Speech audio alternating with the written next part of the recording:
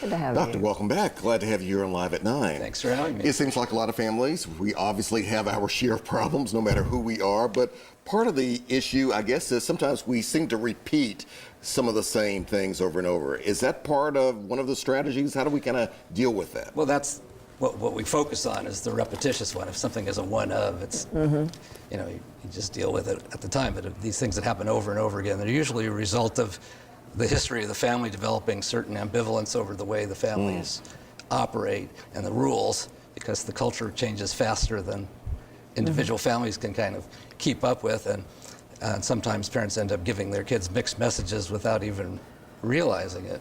One might ask, you know, you're 30 years old, you've got your own family, why can't you escape the dysfunction if your parents have it? I mean, why should it matter? Well, that's a great question. Well, first of all, even though people sometimes deny it, people sort of yearn for harmonious families and wish that... Even once you've got your own. Gotcha. Yeah, so they kind of want to go back. But the other thing is, biologically, we're sort of programmed to respond to what we call the attachment figures, the people that raise us. We come into the universe completely helpless. Right. We don't even know how the world works. We don't know what gravity is. We don't know you can move your hand if you want Gotcha. to. You have to learn all that. So for survival, we're actually programmed to respond to these attachment figures, and it stays with us. The mistake of the early psychoanalysts was thinking it kind of ends when you're 5. Yeah. Well, it doesn't.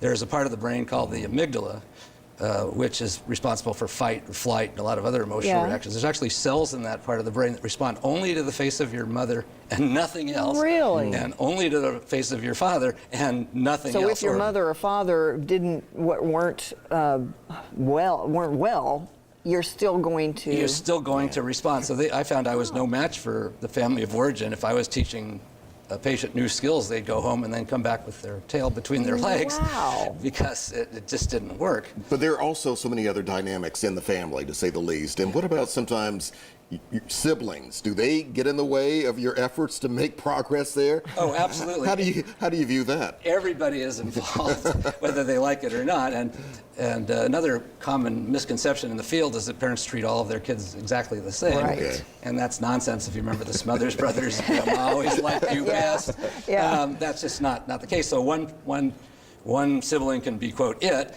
and the others may look like, well, you're getting all this crap. We don't need to. Right.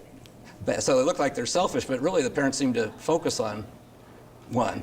And sometimes it's not the easy one that they're focusing on. Sometimes it's the one who's the hardest to raise, but that may feel to the other children. Well, it looks like they're doing well and they're being ignored. Yeah. So, but it looks like the actions speak louder than words. So if the parents are focused on one sibling, everybody thinks that they need to do that, and they all kind of play along. And if the sibling decides, I'm not going to put up with this anymore, and actually escapes, which is very rare, sometimes one of the other siblings will then take over that spot. Oh, wow. So in a nutshell, very quickly here, not to oversimplify it, what should a family do?